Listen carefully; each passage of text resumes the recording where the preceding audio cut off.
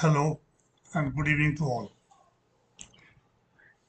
Under rapid revision series which is going on these days, the topic we have selected today is transformation of Indian agriculture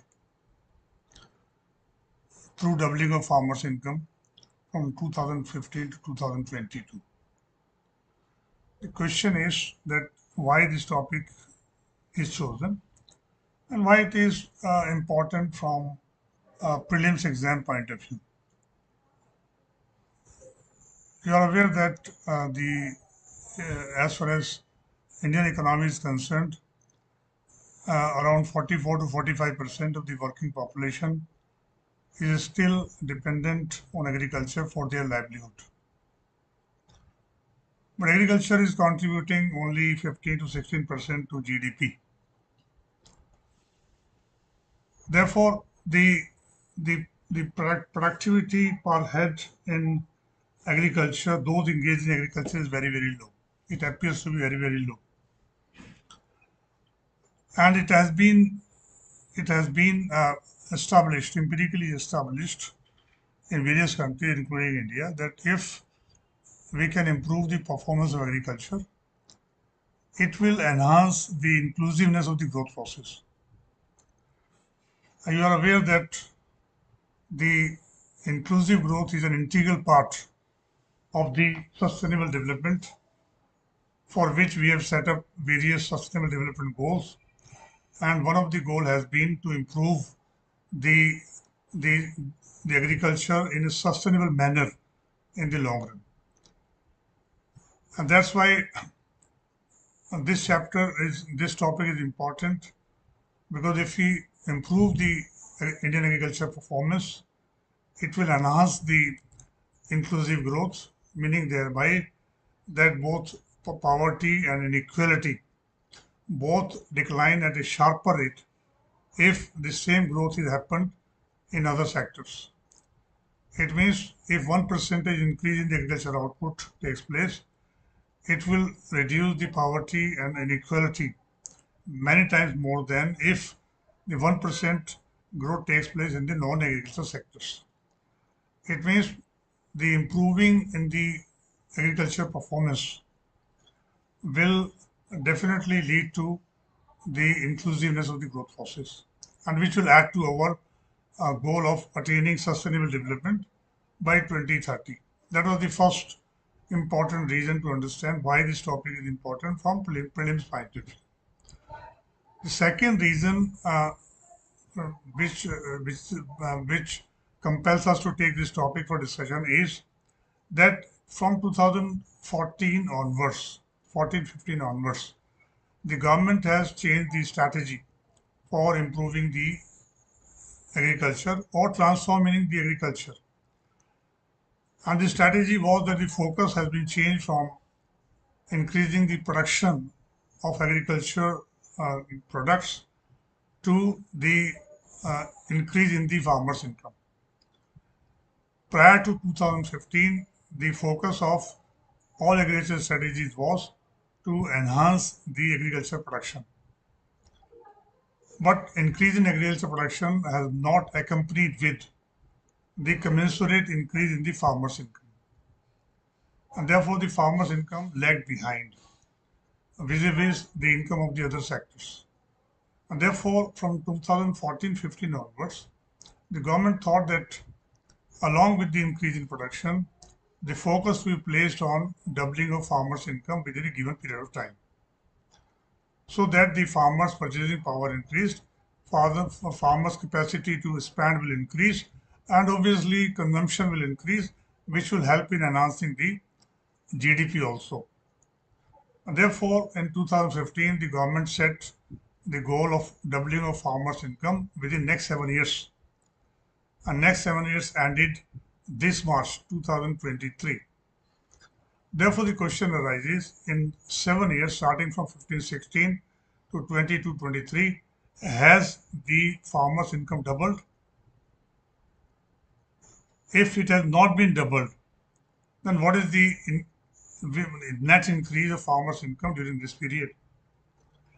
And if government is not able to attain the target of doubling of farmers' income, what has been the reasons? Therefore, to understand the whole gamut of all these issues, it is necessary to understand this topic, this transformation of India's agriculture through doubling of farmers' income.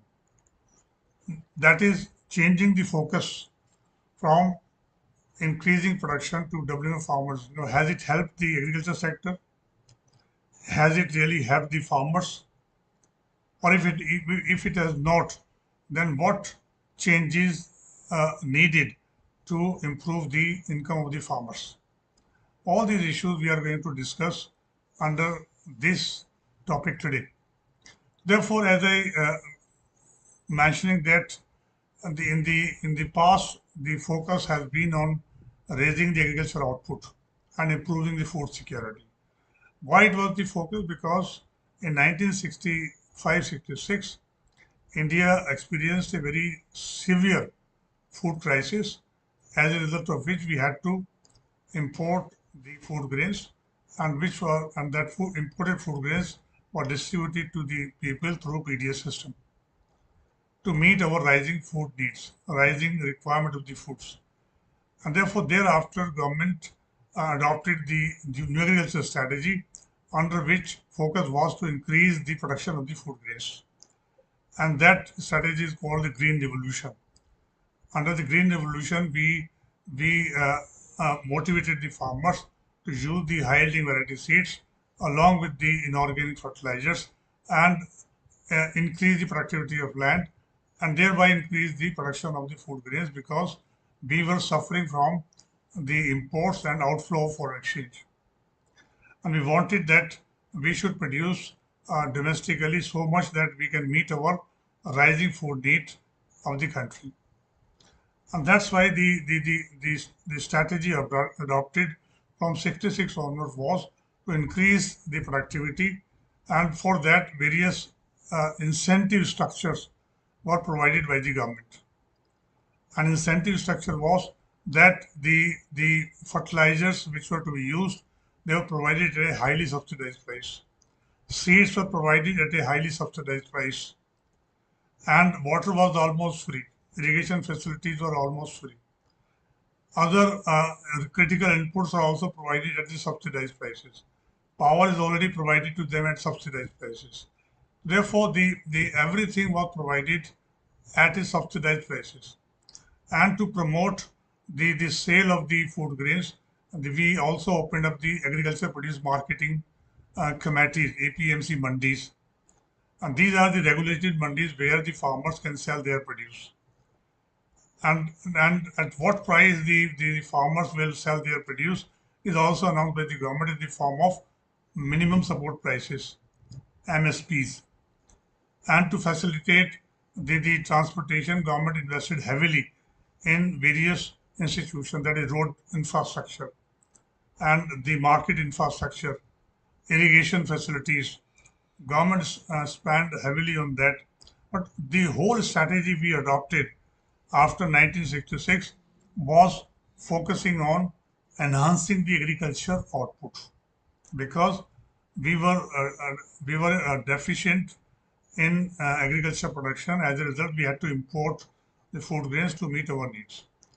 We were not even bothering at that point of time whether increase in output is raising the farmers' income. It was assumed that when the farmers' output will rise, obviously their income will also rise.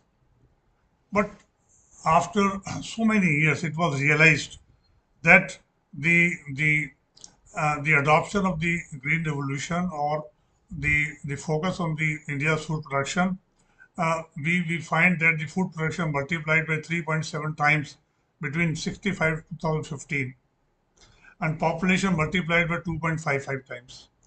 Therefore, the rate of growth of increase in food production was more than the rate of growth of the population. As a result, the country was happy. Imports were reduced to zero immediately after 5 years of the food crisis, and the net availability of food grains per person increased by 45% during this period. and therefore the consumers are happy because availability of food grains has increased, and food grains are easily available in the market, and therefore the country is happy, consumers are happy, everybody was happy. But nobody was able to assess, with the increase in the food production, whether the farmers' income has increased or not. Why it was not possible? Because in the estimation of GDP, we have never collected the data on farmers' income, and therefore we didn't have the data on farmers' income. Therefore, it was not possible to see whether increase in agriculture production is leading to increase in farmers' income or not.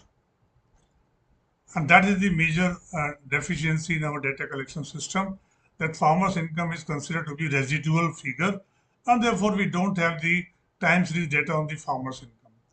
So it was difficult to make a comment on uh, on the fact that if production is rising, farmers' income is also rising. It was not possible because we didn't have the farmers' income data. But the NSSO data on household consumption survey revealed that the more than one fifth of the rural household with self-employment in agriculture has gone below the poverty line. It means the poverty line was still very, very high in the rural areas, and the uh, uh, major groups falling in the below poverty line are the self-employed agriculture workers, self-employed farmers and agriculture workers. And it was found that in 93-94, when we first time started uh, uh, conducted the BPL survey, it was observed that the the non-agriculture workers wages have increased by 34%, while in case of farmers it has been less than uh, less than that. As a result, the economic status of non-agriculture farmers have improved vis-a-vis the farmers workers, and therefore farmers worker worsened over a period of time. Farmers status worsened over a period of time. Therefore, to implement the government's government's scheme of doubling of farmers' income between 15-16 to 22-23, the first step was that we should have some estimation about the farmers' income. Because when we want to double the farmers' income, the question is, what is the income in the base year, that is in 15-16? And if we know the base year income, only that is to be doubled by 22-23. And therefore, it was necessary to estimate the farmer's income in the base year 2015-16. But as I said, that we have never been collecting the regular data on the farmer's income. But in 2000 or in the late 90s, the number of suicide by farmers have all of a sudden increased. That's why, to know the farmers' economic status, the government conducted the situation assessment survey of the farmer's household in 2002-3 through NSSO. The first official attempt to estimate the farmer's income was undertaken in 2002-3 by conducting the situation assessment survey of farmers' household in through the NSSO, which was also repeated in 2012-13 to see the impact of government policies on the farmers' income in 10 years. So therefore, in 2 years, data was available with us. 2002-3 data was available with us, and 2013, 12-13 data is available with us. So it was observed that in 10 years, the total income of the farmers increased by 11.75% per annum. That is from 25,320. This is per annum income. In 2002-3 increased to 77,112 in 2012-13 in nominal terms. We have measured the both figures in nominal terms. It means during these 10 years period, the farmer's income, nominal income has increased more than three times during this period. But we wanted the income for 15-16. If you compare the SAS for 2002-3 and SAS for 12-13, we found that the composition of farmers' income, the around 46% were coming from cultivation in 2002-3, which marginally increased to 48%. Wage income is reduced 39% to 32%. The important change which has emerged in the SAS 2012-13, that the significance of livestock sector in contributing to farmers' income has increased. In 2002-3, this sector was contributing only 4% of the farmers' income. By 2012-13, their share has increased three times. It means this gives an indication that important focus area in this period has been on the livestock farming. Livestock farming has become an important source of farmers' income during this period.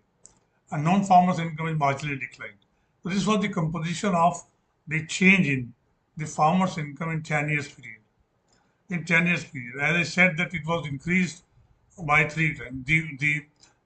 As per the farmer size, this is the change in the income. This you can't remember. You remember on this small table that there was a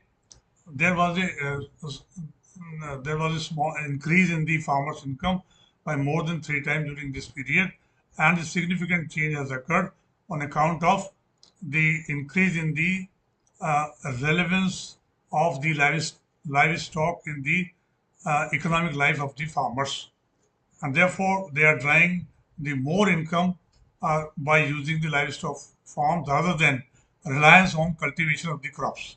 This was the conclusion which was drawn. But as I said, these two figures are available with us up to 12-13, 2002-3 and 2012-13. These 2 point years we have the farmers' income estimation. But we wanted that farmers' income estimation for 2014-15 and 15-16 onwards. That was the idea. To do that, the government set up a committee in the Ministry of Agriculture. The committee name is Doubling of Farmers' Income Committee. And this committee was to estimate the farmers' income for the year 2015-16 and suggest the government the measures to double the farmers' income during the next 7 years.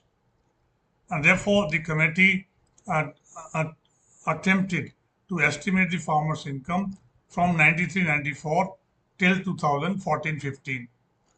Because unless you have a long time series data, it is difficult to make a estimation for the future years.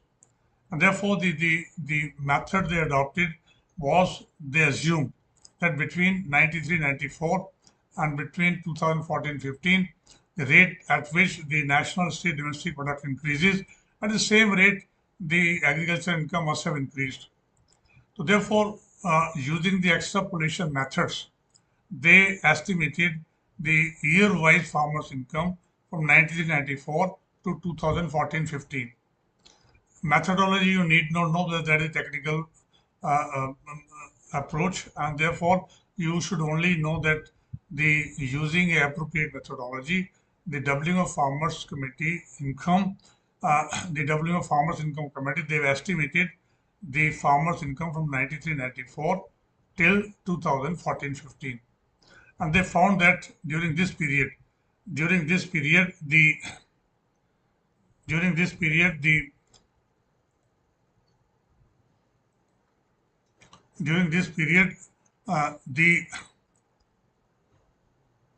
I'm looking for a pen.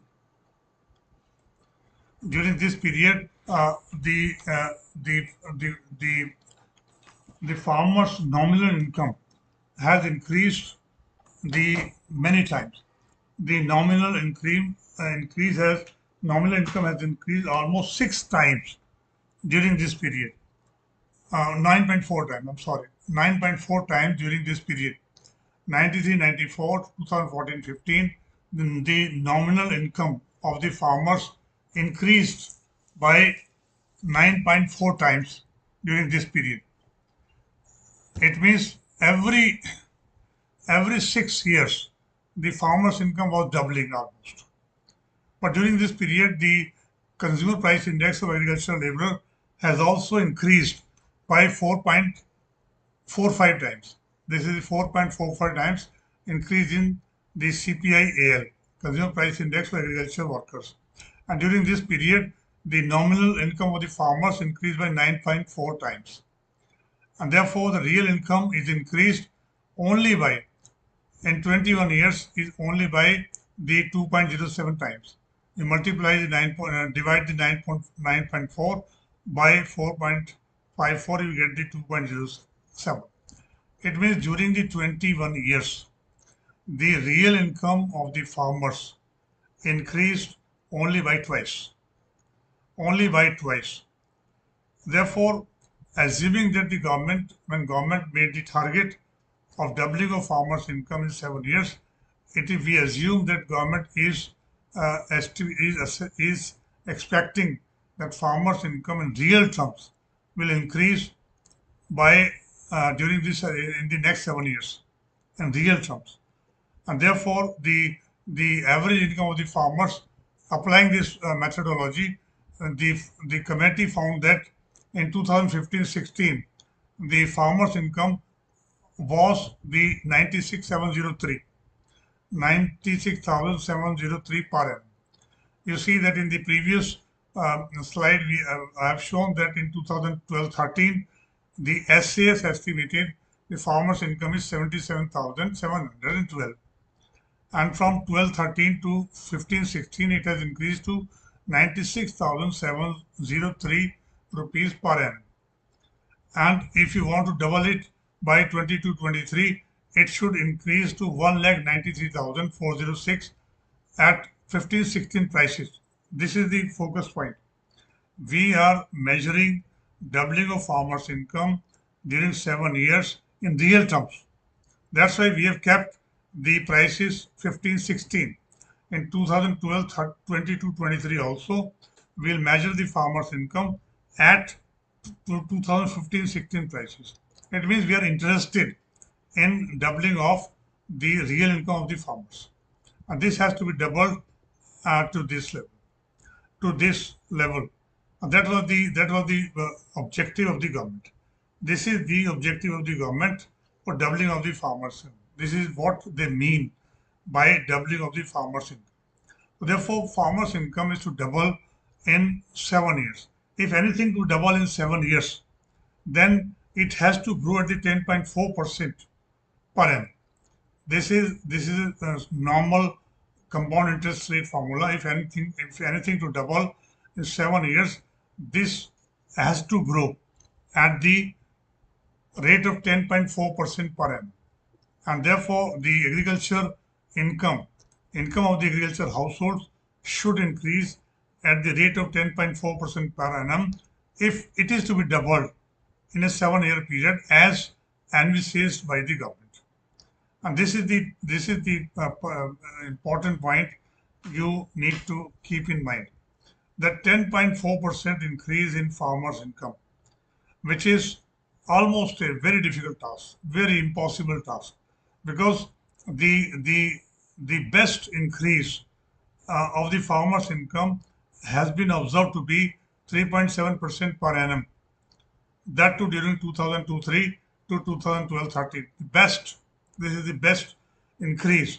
In nominal terms, increase was 11%, but in real terms, increase was 3.7% per annum between the two SAS surveys, 2002-3 to 2012-13.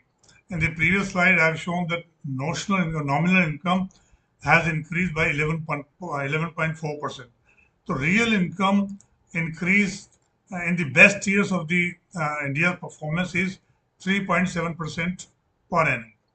To raise it to 10.4% per annum means this rate of growth of real income has to be tripled, has to be increased three times more. Only then the farmer's income will be doubled. And this was a very, very difficult task the government set for itself to attain in 7 years period. And therefore, the question is, in the 7 years which have already passed now, what has been the development? Has the farmer's real income doubled, or what is the real farmer's income during this period? So therefore, the government conducted the another SAS in 2019-20, which result came around the late 20s. Result was published by the NSSO. And therefore, in 1920, the third SAS was conducted, which will give you the the outcome of various policies adopted by the government during this period. And that's why you need to understand that in a 7 years period, what was the change in the government policies, and what has been the impact of these policy initiatives on the farmer's income. How much farmer's income has increased in 7 years? If it is not doubled, then how much it has increased? That you need to know. And if government failed to attain the doubling of farmers' income in 7 years, what has been the reason? And what, therefore, to understand what has been the reason, we need to know actually first what policies the government has changed, or what policies government has reoriented during this period to focus on doubling of farmers' income. Or were these reorientation of the policy initiatives or programs and schemes has really helped the farmers in doubling their income? All these issues we need to understand under this topic, and that's why the topic seems to be important from this year's prelims and mains both, because in 2022-23 that 7 years period is completed. So what has been the impact of the government initiatives during this period on the farmers' income? If we are failing in attaining our set goal of doubling of farmers' income, what has been its reason?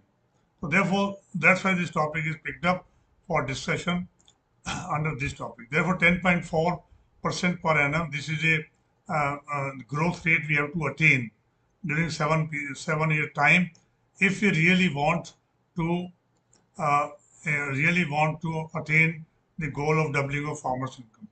And the committee also converted that to attain this level of increase in the farmers' income, how much additional investment has to be done in agriculture. And the committee estimated that the total additional investment to be done by the government is 6,40,000 crores in 7 years period. 6,40,000 crores investment to be done by the government at 2011-12 prices, and that investment include in agri logistics, cold chain, etc. And at 80% of this investment has to come from the government. And therefore, this turns out to be that through doubling of the farmers' income, the investment in and for agriculture need to rise by 22% per annum in real terms during the 7 years period. So therefore, if you really want to see whether we have reached the goal of doubling of farmers' income, first we have to see how much investment, additional investment government has done in 7 years period for enhancing the farmers' income. Has the government made 6,40,000 crores or even less or more than that? And has the increase in investment has been at the rate of 22% per annum during this period?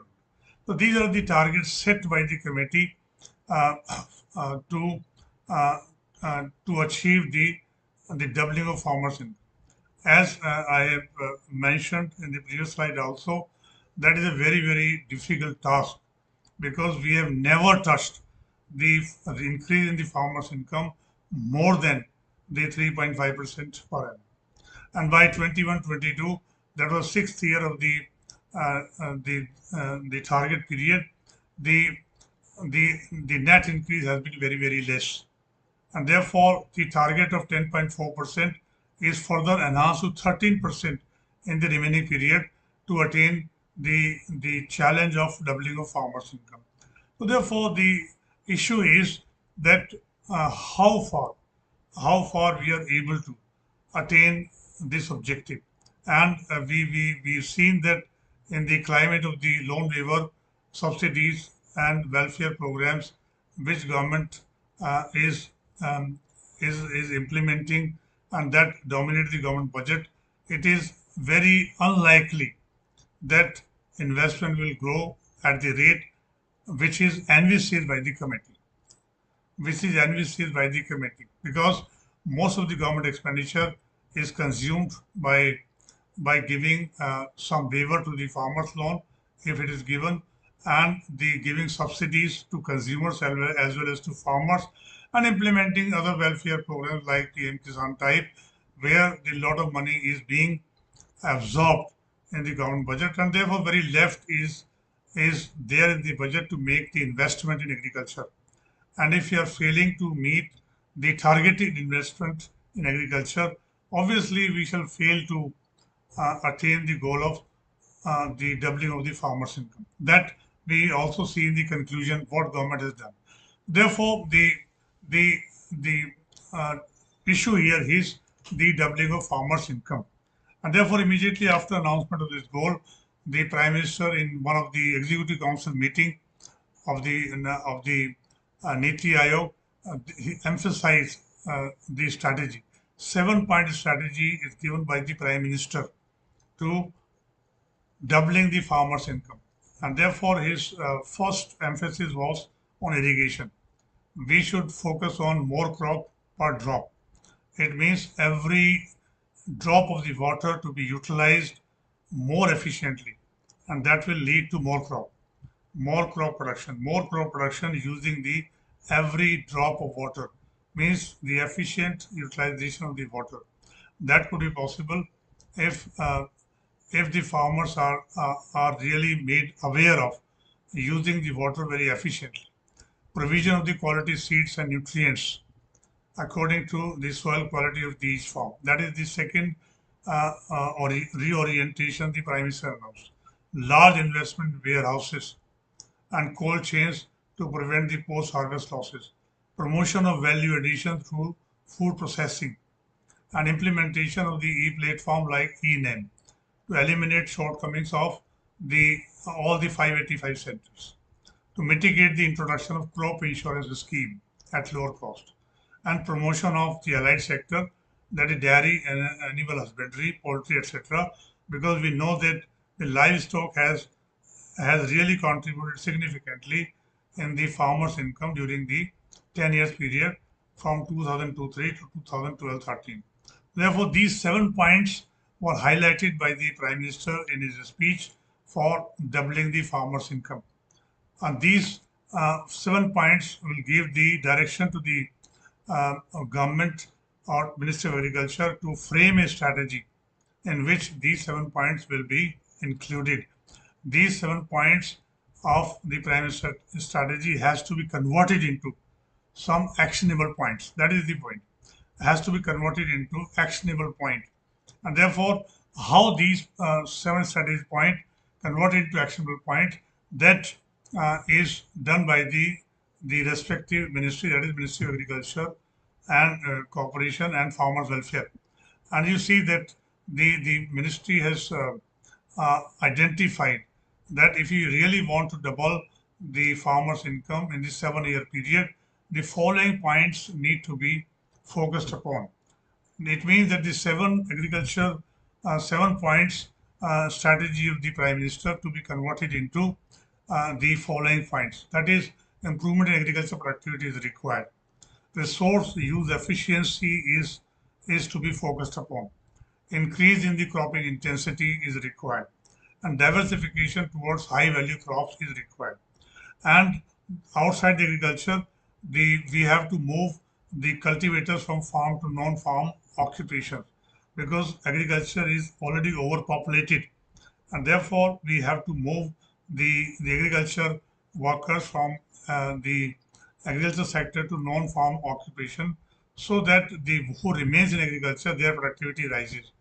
And last is, we have to improve the terms of trade in favor of the farmers. Means what the farmers are getting for their produce has to rise faster than what the farmers are paying for the non-farm products. If that can be done, only then the farmers' real income will increase. The six strategic points were announced under the strategy of doubling of farmers' income, and you understand that the how these are included in the executable strategy of the government. To understand this strategy, I put the whole strategy in terms of a equation, so that you can remember it. It can be remembered very easily. You see that the any business organization, forget about the farmers, any business organization, the income and profit is equal to its total receipt minus total cost. Whatever he is incurring in producing anything, that is total cost, and whatever is received by selling that commodity in the market is total receipt. And the gross profit and income of the business person is the total receipt minus total cost. It's a very simple definition. And for farmers also this definition is applied. FI means farmers income. So farmers income is the total receipt by the farmers minus total cost incurred by the farmers. And total receipt is the price of the final produce he is receiving in the market multiplied by the Q. Q is the total output. And total cost, to find out the total cost, we find the weighted index of input prices, that is PI, weighted index of input prices. And we multiply it by Q because Q is the same. But to produce the Q output, how much the farmer is incurring on the inputs is captured in the PI. And now if you take the Q outside, you have a equation: farmer's income is equal to Q into Q within the bracket PF minus PI. It means three variables are important if you really want to double the farmer's income. That is Q, PF and PI. Q is the output, PF is the farmer's produced prices, and PI is the index of input prices which farmer is paying to produce the Q output. And therefore, if Q increases, keeping the PF and PI constant, farmer's income will rise. Is clear? If Q increases, keeping the PF and PI constant, in this equation says that if Q increases, keeping the PF and PI constant, it will raise the farmer's income. FI will rise. If Q is constant, suppose if Q doesn't change, Q is constant, then increase in PF will also raise the farmer's income. Will also raise the farmer's income. And if Q doesn't change, if Q remains Q dash, Q bar, and PF also doesn't change, then the fall in PI will also raise the farmer's income. These are the three combinations we have in this equation. Therefore, government has to work on Q, PF and PI if they really want to double the farmer's income.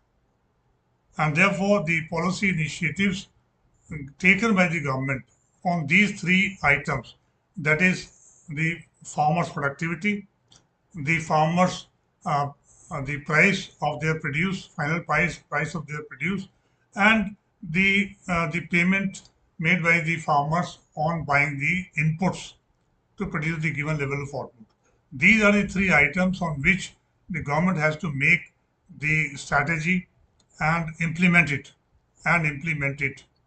And therefore, the issue here is what is the strategy adopted by the government during the 7 year period to improve the Q, improve the PF, or minimize the PI. These are the three issues which are relevant for farmers' income. That's why the question may be framed in the prelim: what are the various integral components for doubling of the farmers' income? They may give on the various alternative incorporating all them. You have to find out which is the right one. If you know the integral component for raising the farmer's income, then you can easily find out the correct answer. And therefore, these are various schemes adopted by the government, which I am going to summarize gradually now. So therefore, what government has done in this, that if you really want to increase the Q, because first is we are taking the Q, how the farmers will raise the Q. Q can be raised. Q can be raised only by bringing more land under cultivation or by increasing the productivity of the given land. You may be aware that the no more land can be brought under irrigation or cultivation, because the demand for land is rising uh, very steeply in the non-agricultural sector. Urbanization is moving very fast. Industrialization is also expanding. And both expansion of the urbanization and industrialization require the land. Therefore, the extra land is not available for bringing under cultivation. Therefore, the only way out is that we have to increase the productivity. That is, on the existing land, the per hectare or per acre output has to increase. Only then we can increase the Q. Only that is the only way out to increase the Q. Now, it means that when we are raising the output on the given piece of land, we are raising the cropping intensity. Earlier, we are getting the one crop a year. We can get the two or three crop in a year. Obviously, the productivity of the land will rise. Productivity of the land will rise. And if Q will rise, given the PF and PI, farmers' income will rise. And that's why the issue is how to raise the the cropping intensity of the farmers. That is more crop on a given piece of land in a year to be grown. And that's why the strategy here is, first is extend the coverage under irrigation. Why on some land the farmers is only producing one crop? Because the water supply is not available in time. These are the rain-fed areas. They are depending on the rainfall for water to come. And therefore, in these areas, if we extend the irrigation facilities, they can also grow the two or more crops in a year on a particular piece of land. Therefore, this is what the Prime Minister has also highlighted, emphasis on the expansion of irrigation facilities. And therefore, the first scheme announced by the government was relating to the expansion of irrigation facilities. Therefore, if you really want to increase the cropping intensity, first step is to extend the coverage under irrigation. And second step is that if you are asking the farmers to grow more, then is risk in growing more to be mitigated by the government. If he is growing more and suppose some unfortunate incident has happened, some flood has come, or some the strong winds have blown and his whole crop is wasted, then farmers have nothing to eat, nothing to earn during the year, and therefore his risk need to be need to be mitigated by the suitable policy. And therefore the increasing cropping intensity, which can be increased through undertaking the risk mitigation measures. And therefore the issue is the what policy government has adopted. And third issue for enhancing the cropping intensity is the crop diversification. Crop diversification can take place, and therefore crop diversification means that farmers will be motivated to move away from uh, producing the or cultivating the food grains crops only to the high value crops. And under this uh, scheme, the government announced the Operation Green, which we are going to discuss. Therefore, the first step we are taking here is that to enhance the Q, what scheme government has implemented or reoriented during the uh, during this 2015-16 to 22-23. And you see that one of the uh, flagship program of the government, which was introduced during this period, was Pradhan Mantri Krishi Sinchai Yojana (PMKSY). This was the scheme announced in 2015 itself. After this committee's report was submitted to the government immediately reoriented all the existing schemes, and they announced the Pradhan Mantri Krishi Sinchai Yojana. Focus here is that more crop per drop, हर बूंद से अधिक उत्पाद, and that is we have to use the water more efficiently. Objective here is that the more investment we made in the irrigation to cover more field under the irrigation facilities, and therefore we have to extend the area under assured irrigation. So we have two types of area in our country. In some of the areas we have a assured water supply through canal system or through a river system. In the other part of the country we have neither canal system nor adequate river system, and therefore they always face the shortage of water. And therefore in these two areas, the two different component of these schemes are announced. One was wherever the irrigation projects can be constructed or are being constructed, the government came out with the more allocation under accelerated irrigation benefits program. This is the program already under implementation, but government enhanced the allocation under this program, accelerated irrigation benefits program. Under this scheme, wherever the state governments are announced the installation of irrigation projects and they are not completed by them due to paucity of funding, then under this scheme, government may provide them central assistance to complete the funds to complete the irrigation projects in time. And since our target is the 22-23, and therefore the government has prioritized the irrigation projects which were pending for completion during this period. And the government identified that there are 99 projects which can be completed during this period if we push up the state government by providing central assistance. And therefore, the government prioritized these sectors, and in the phase 1, 23 projects to be completed by 16-17, or phase 2, 31 projects, and the phase 3, 45 projects. It was, and we say that by 2018-19, all the 99 projects may be completed in time. But you see that when projects are completed, then the water has to flow from the irrigation projects to the actual field of the farmers. And the basic objective of taking the water from the irrigation project to the farmer is the identifying the command area development. And in command area development is the area to which a particular project can supply the irrigation water for the irrigation purposes. And therefore, in this command area development, a canal system has to be developed, or any other system of the transporting water from the irrigation project to the field has to be developed.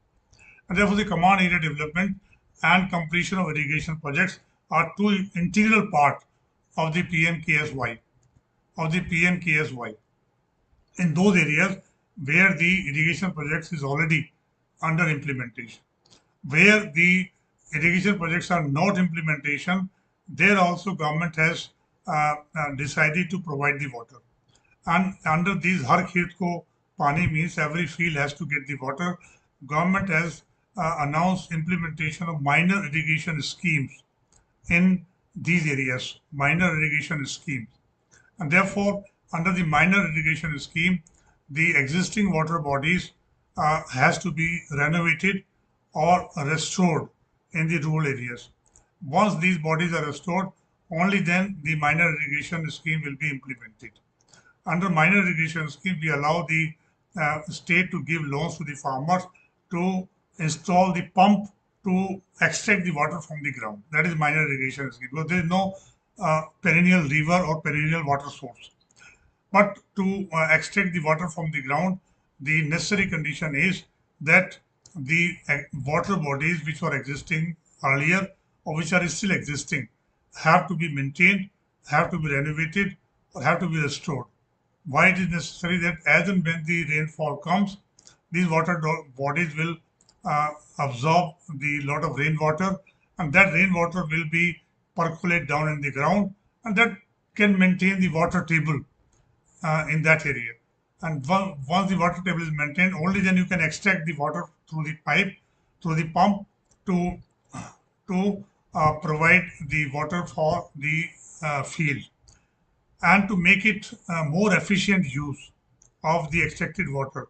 The modern irrigation devices like drips, sprinklers, the other rain guns, etc., to be used so that the water is more efficiently utilized.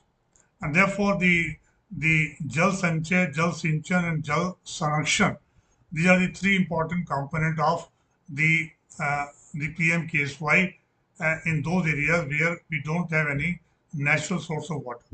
Jal Sarakshan means extension activities to promote cropping pattern to obtain the maximum benefit with the minimum use of water. It means in those areas, that cropping pattern to be adopted where the water requirement is less, and therefore with the less water we can produce more. That's why the in this PMKSY it has three major components. The major irrigation schemes to be completed in those areas where the irrigation projects are already under implementation. In those areas where the no agriculture project is there, then we have to implement the minor irrigation scheme. And in the irrigation projects areas, we have to identify the command area, and in this command area, we have to develop the canal system and the any other method of distributing the water from the irrigation project to the actual field of the farmers. And in the third is the another important aspect of the scheme of watershed development. And wherefore, under the watershed development, we have to stop the run of the water. We have to prevention of the soil erosion, and we have to promote the natural vegetation, which will help in prevention of the soil erosion also. Therefore, these are the various components of the PMKSY. This was implemented immediately after announcement of doubling of farmers' income. And therefore, this scheme was very well implemented by the government, and it was revealed by various studies that around 90% of the projects were completed within the target time. 90% of the projects were completed within the target time. As a result, the the the net irrigated area has increased almost 10 lakh hectares, almost by 10 lakh hectares. And that's why it is expected that it will improve the productivity of land in these areas. And to implement the project, the government has identified the NABARD to be a nodal agency for implementation of the PMKSY. So therefore, under the NABARD, we have created a fund, that is the long-term irrigation fund, and the minor irrigation fund. Whatever the money is allotted in the budget, that is kept at the disposal of the NABARD under these two funds created. And NABARD will release these funds to the state and will periodically monitor the implementation of the scheme. As I said, that the majority of the projects are completed during this period, and it is expected that it will add to increase in the productivity of land. Second flagship scheme announced by the government during this period was Pradhan Mantri Fasal Bima Yojana. As I said, the second area is the risk mitigation. If we can address the risk being faced by the farmers, the farmer will definitely be sure to grow more, and that's why we have to implement a scheme so that in case the farmers crop is wasted or destroyed by any natural source, he should get the insurance uh, of his crop in due course of time, so that he doesn't suffer on account of the destruction of their crop. And therefore, the PMFBY came into being from April 2016. This is another important scheme of the government, Pradhan Mantri Fasal Bima Yojana. The salient feature of the scheme, I mentioned that this is the area approach. We are not announcing the crop insurance scheme for crop, but we are announcing the crop in this PMFBY for the particular area. And in particular area, once the scheme is announced, then all the crops and all the farmers falling in that area is covered compulsory under the scheme. And therefore, the area approach, this is the first time the government has shifted from crop insurance to area approach. This is the major change. Major change is that. And the maximum premium payable by the farmers will be 2% for the Kharif crop and 1.5% for the Rabi crop, and 5% for the commercial and horticulture crops. Remaining premium will be paid by the state government first, and that will be reimbursed by the central government. So therefore, the only 2%, 1.5%, or 5% of the premium will be paid by the farmers. Remaining premium, that is 97%, 98%, or 95%, to be paid by the government on behalf of the farmers. Therefore, least burden is placed on the farmers under the scheme. Least burden is placed, and therefore the under this scheme, the implementation agency is the government.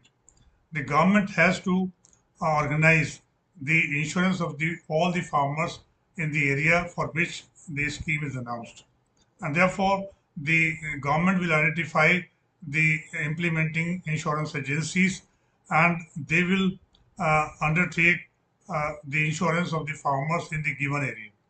And therefore the whole district administration and the directorate of agriculture at the state level, they were involved in getting the insurance for the farmers. Farmers don't have to run to the insurance company to get the insurance. It is the duty of the district collector for a particular district at the district level, and the state directorate at the state level. They have to ensure that all the farmers in the region for which a scheme is announced are covered under the scheme. And the most important part of this scheme is crop cutting experiment. The one of the special feature of this scheme is, even if the productivity of the agriculture in that region falls below the average productivity, even then you can claim for insurance. This is the additional part of the scheme. In earlier schemes, only when the crop is destroyed, the farmers will get the insurance.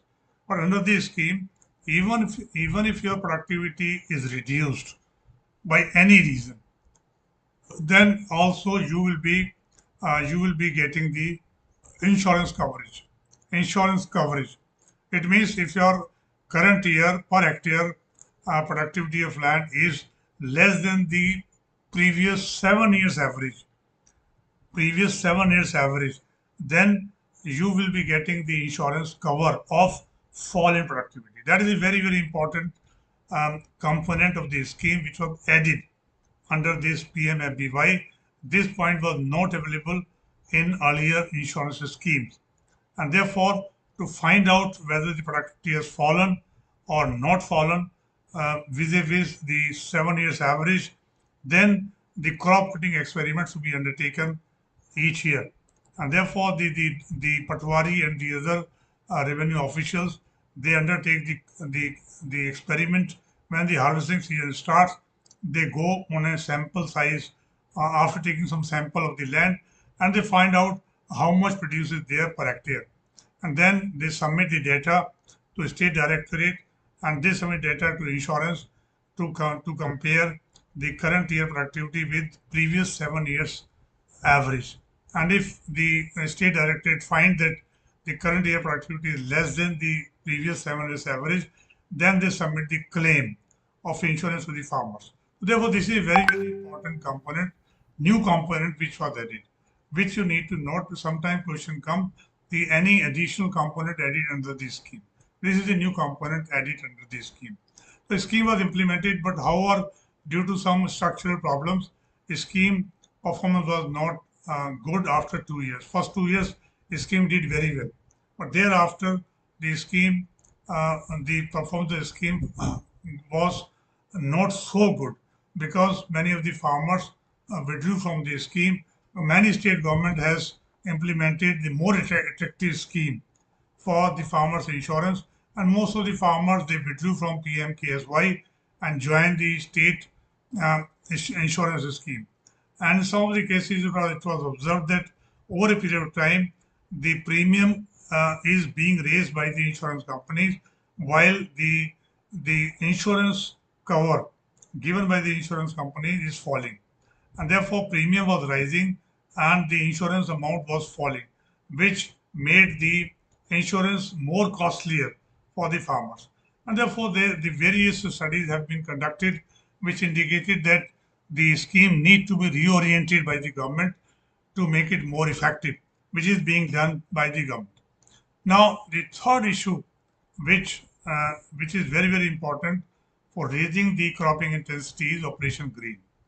This is the new program announced by the government for motivating the farmers to shift from the traditional type of food grain like the rice, wheat, maize, jowar, bajra, etc., to the high value crops like fruits and vegetables, and therefore the committee on doubling of the farmers' income, they have estimated that if 1 hectare land is shifted from the traditional food grains to the high value crops, the farmer's income, annual income will rise by more than 1 lakh rupees.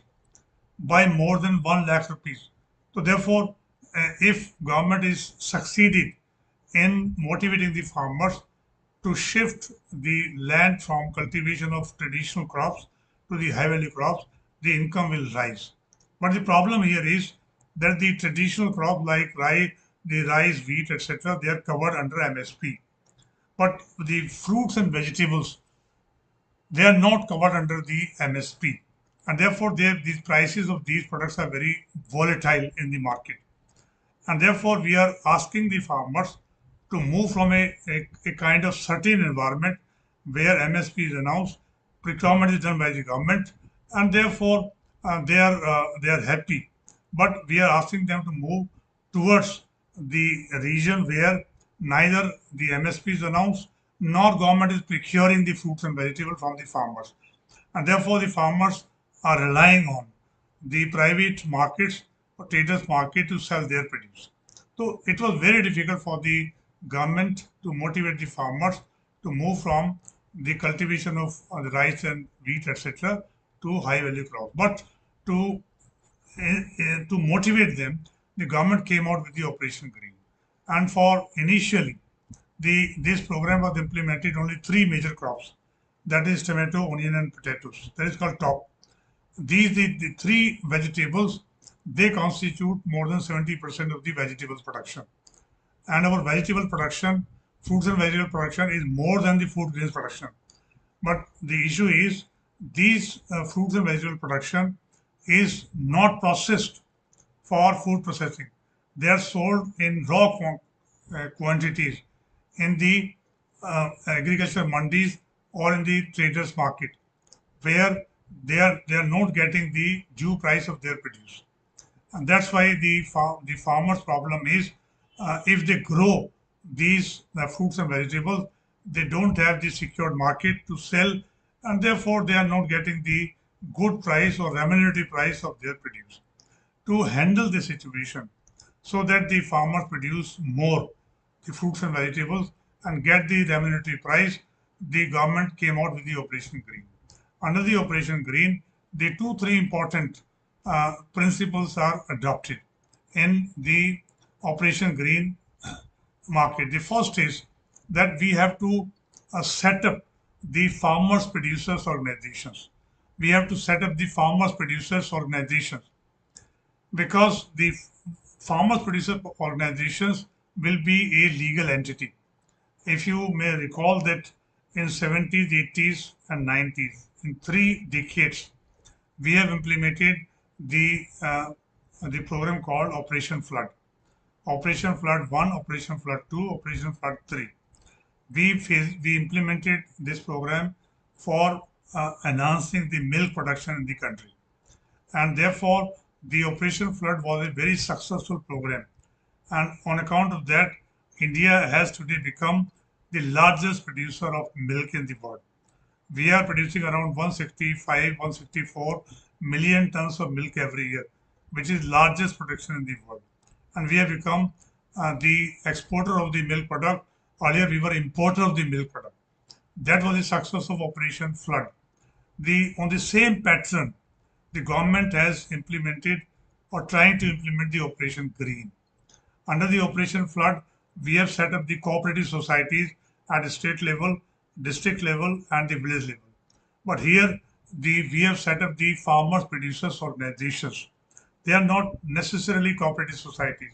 They may be company, they may be any society, they may be of any form of organization which are registered under the respective state acts. Maybe Society Registration Act, maybe Trust Act, maybe Company Act. In any form, this organization may be created. And Farmers Producers Organization setting is the first important step under the Operation Green. And the government has asked the NABARD and the SFAC. These are the two organizations under Ministry of Agriculture. NABARD is obviously SFAC is Small Farmers Consortium, Agriculture Consortium. Small Farmers Agriculture Consortium. This is the Ministry of Agriculture organization. These two bodies were assigned the role of helping the farmers to organize or to set up or create the FPOs, register with them under the relevant act so that the FPOs become the relevant legal entities. And therefore, the NABARD and SFAC is helping them both technically and financially to create the FPOs. And as here mentioned that by 2022, it was expected that 10,000 FPOs will be set up in various parts of the country. The FPOs will be set up at the 3 level, the state level, district level, and the village level. And the state level, the role of the FPO will be to find out the retail market where the farmers can sell their fruits and vegetables. At the district level, responsibility is essentially to create the cold storage facilities because the fruits and vegetables they cannot be stored in the normal warehouses. They need a cold storage facilities. And the village level FPO's role is to mobilize the farmers to join the FPOs. And therefore, the FPOs will be working at 3 levels. And the most important, obviously, level is the village level, where they have to motivate the farmers to grow fruits and vegetables, join the FPO, and sell their whole fruits and vegetable production to the village level FPO. Village level FPO will, after doing some necessary cleaning, etc., at the farm level, will transport it to the district level to store them under the cold chain storages. And that is to be created at the district level. Once they are stored there, now the state level FPOs have to search the retail markets, or they may have the contact with the industry, food processing industries. They may have a contact with the wholesale traders to sell the fruits and vegetables which are lying in the cold storages. Therefore, the role of the 3 level FPOs was defined. The most important part is that the 65% of the prices realized by selling the fruits and vegetables will necessarily reach to the farmer. It means whatever price the state level or district level cooperatives get by selling their produce, 65% has to be repaid or paid back to the farmers. So farmers are ensured that the whatever price the FPOs will be getting, 65% will be paid to them, and the FPOs have to manage all their expenses within 35%. And that is the important point, because the only then the farmers will be motivated to become the part of the FPOs and grow more fruits and vegetables and sell them to FPOs, to village level FPOs. This was the important first step in the Operation Green strategy. And second step is the under the existing APMC Act, the FPOs cannot enter into the direct contract without involving the APMC board. And therefore, the government has to amend the APMC Act to to allow the FPOs to enter independently into the contract with the retailers, wholesalers, or with the industry. And that's why the act was amended and replaced by the APLM Act in 2017. Third principle is that obviously in case of fruits and vegetables, as I said, our production of fruits and vegetables is more than the food grains production. But the 40% of the fruits and vegetables are wasted because of the lack of the logistic facilities. Logistic facilities. If you really want to maximize the income from the fruits and vegetables, we have to have the integration of cold chain facilities. Unless we have this facility, we cannot succeed in motivating the farmers to move away from the food grains production to the high value crop production, that is fruits and vegetables. And that's why the district level FPOs are motivated to create the chain of the cold storage facilities so that the farmers get this benefit, and therefore the next principle is that the all FPOs have to establish the linkage with the food processing industry. The unfortunate situation in India is that only 2% of the fruits and vegetables are used in the food processing, and 98% production of the fruits and vegetable is sold in raw form in the APMC market or in the private traders market. And therefore, if we enhance the the food processing industry's consumption of fruits and vegetables, then obviously the remuneration of the farmers will improve. And therefore, the food processing industry is a game changer in raising the farmers' income. That's why the government has given the huge priority for promotion of the food processing industry in the country. If the food processing industry expands, the consumption of fruits and vegetables rises, then obviously farmers will be getting the good price of their produce, and they will be raising their level of income. So therefore, the food processing sector is very, very important as far as raising the farmers' income is concerned. And that is also a part of the Operation Green. That's why the Operation Green program is implemented by Ministry of Food Processing Industries, because Ministry of Food Processing Industries is also promoting the food processing industries, and they will also implement this Operation Green program. And therefore, the food processing industry, if you look at the food processing industry in our country, it comprises both the formal and informal sector. Formal and informal sector. The informal sector is very small in size, and they are providing the diversified the food processed products across the country.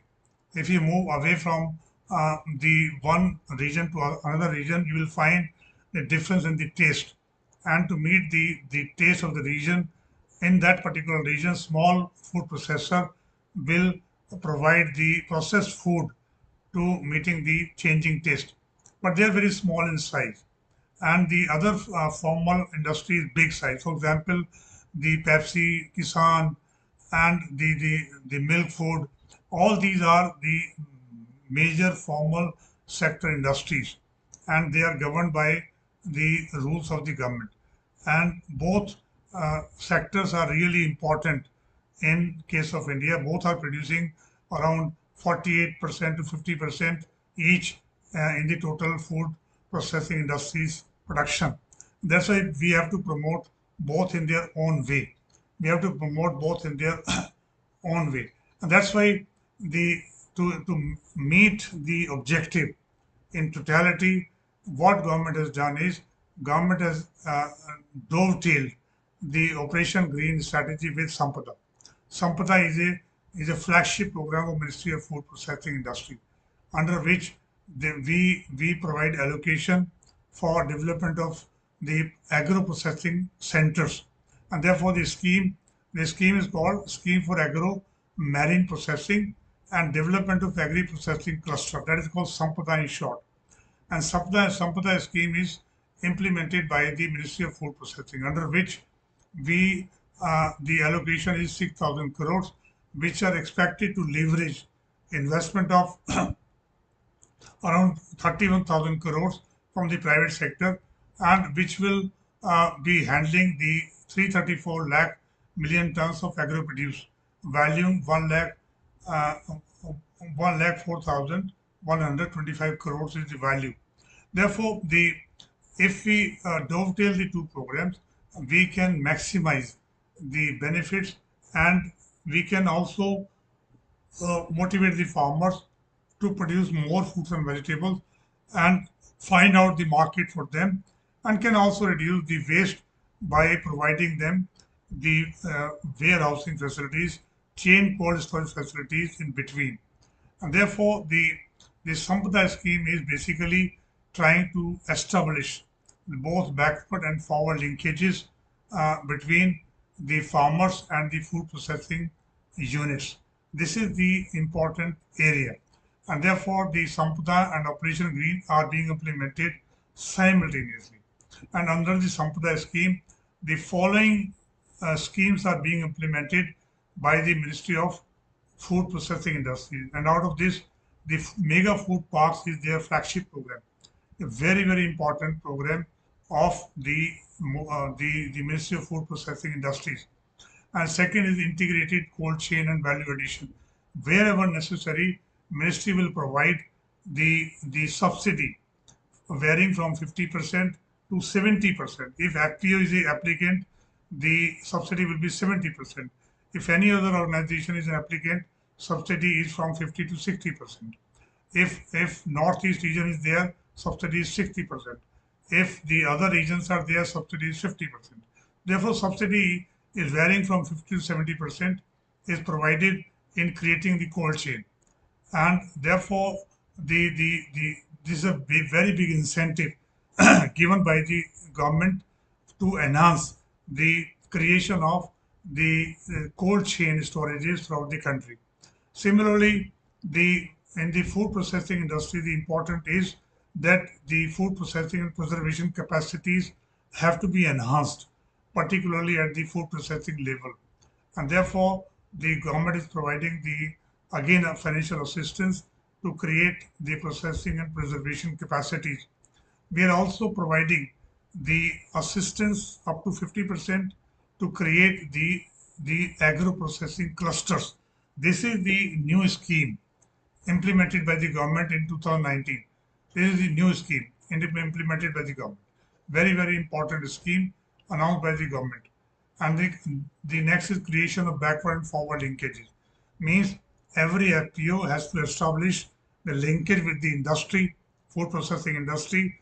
That is forward linkages, and backward linkages. They have to establish linkage with the village level FPO. Village level FPO has to ensure that the kind of the quality of the fruits and vegetable required by the industry is available by the farmers. Farmers are able to grow that quality which is required by the industry. That is the backward linkages. Unless these forward and backward linkages are met, it is very difficult uh, to find out the market for the farmers produce in the food processing industries. So therefore, all these schemes are basically focusing on the on bringing the farmers and the food processors together so that they can sell their produce to each other. And this is why these schemes are important. And I'll focus briefly on two schemes: mega food parks and the agri-processing clusters. Under mega food park scheme, the government is giving the financial assistance up to 50% in creating the infrastructure for the mega food park, and the target is that the every district of the country will have at least one mega food park. And this scheme was the flagship program of the Ministry of Food Processing Industry. So far, around the 100 mega food parks have been sanctioned, and the around 50 to 70 um, uh, the food parks have already been set up and become functional in the different parts of the country.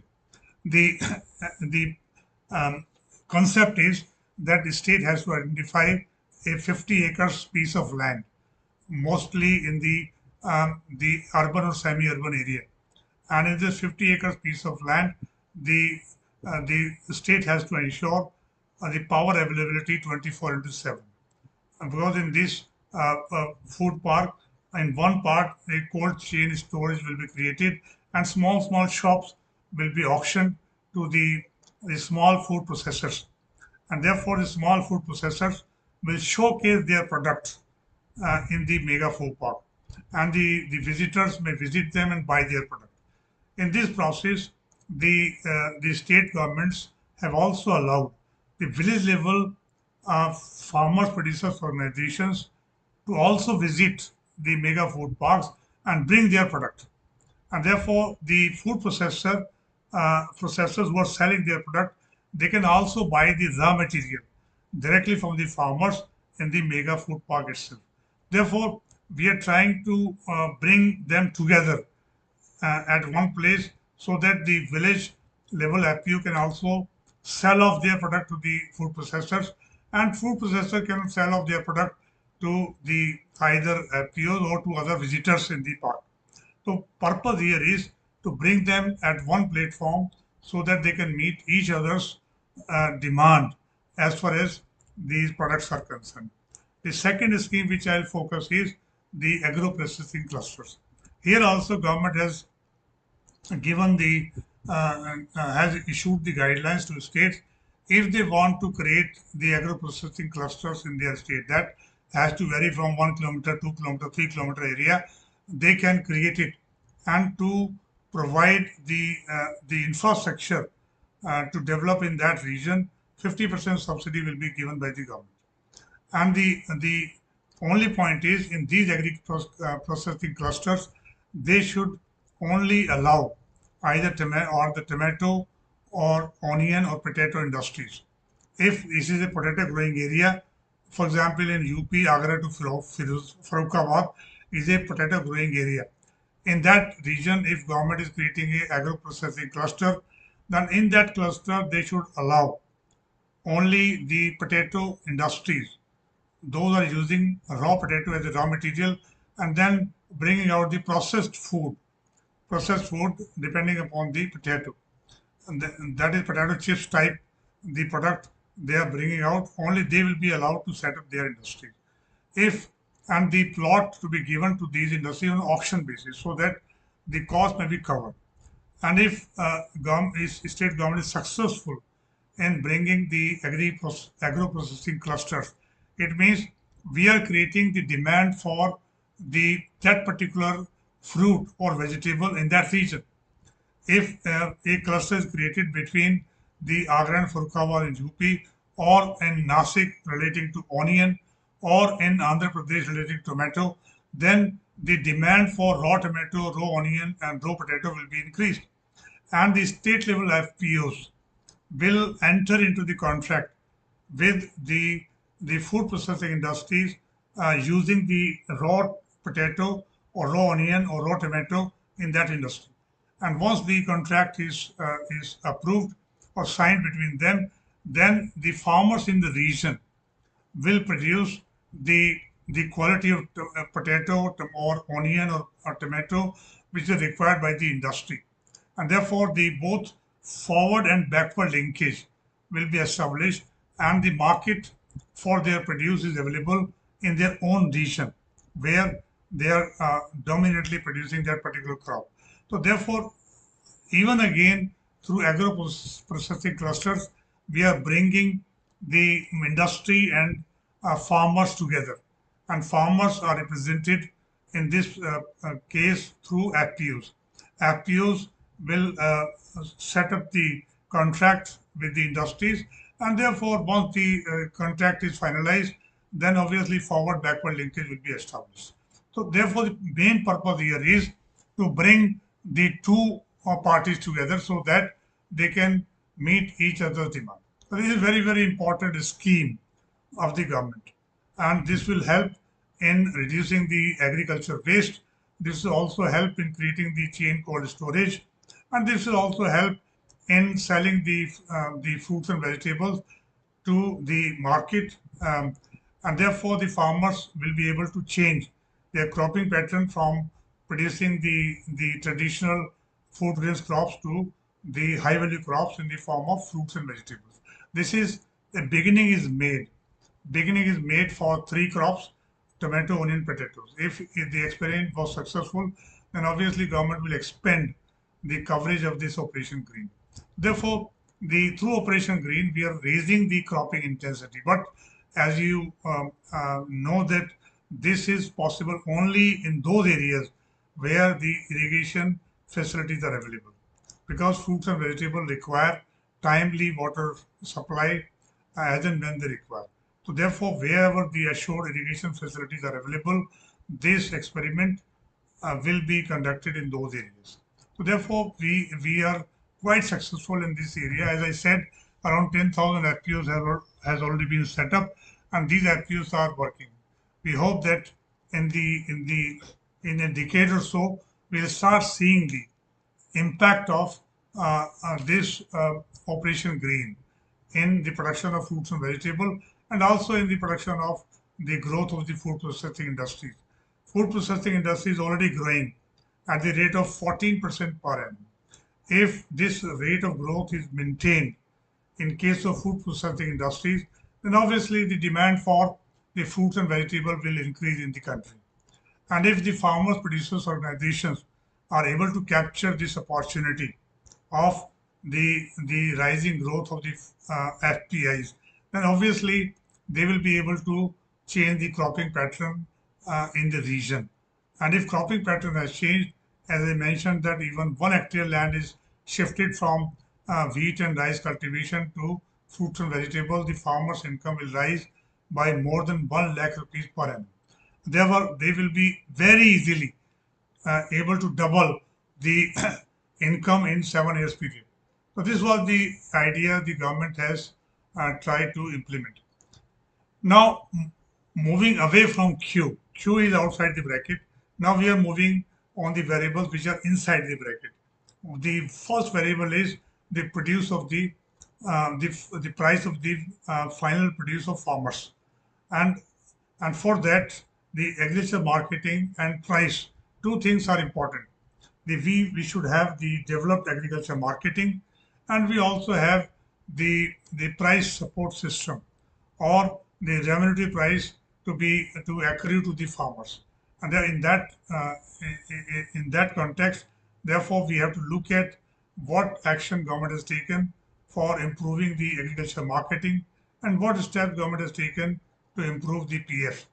And therefore, in this case, the all market support by the government, the policy goal is to attain the food self-sufficiency, and to ensure a remunerative price to farmers, and to maintain reasonable prices for consumers. These are the goal of the government policy as far as uh, the fixation of the pricing of agriculture produce is concerned. And therefore, in this case, second one is to ensure a remunerative price to farmers. And under this head, the government is announcing MSP for 24 crops, 24 crops for the farmers. So here the goal is that the legal law which is available for implementation is the government policies, APMC Act and EC Act. ECI is Essential Commodities Act 1955, and Agriculture Produce Marketing Committee Acts, under which agriculture marketees are created. Input subsidies for producers. Government is giving various kind of input subsidies to the farmers here, and minimum support price also announced for 24 crops, and food subsidies for consumers so that the food grains are available to consumers at the affordable price. And therefore, these are the basic policy component of the government as far as the agriculture marketing is concerned. Agriculture marketing is concerned. And you see that the existing agriculture marketing is dominated by APMC markets.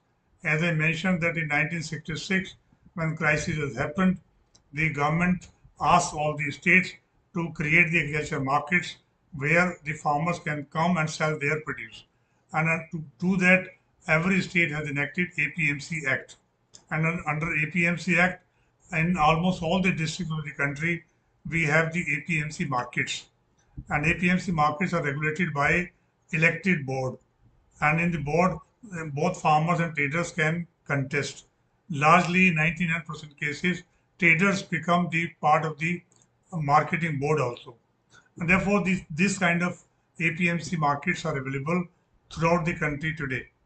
And these APMCs are around, as I mentioned here, is 2284 APMCs are there, and which operate 2339 principal markets. The rest is the smaller and subsidy markets in the districts.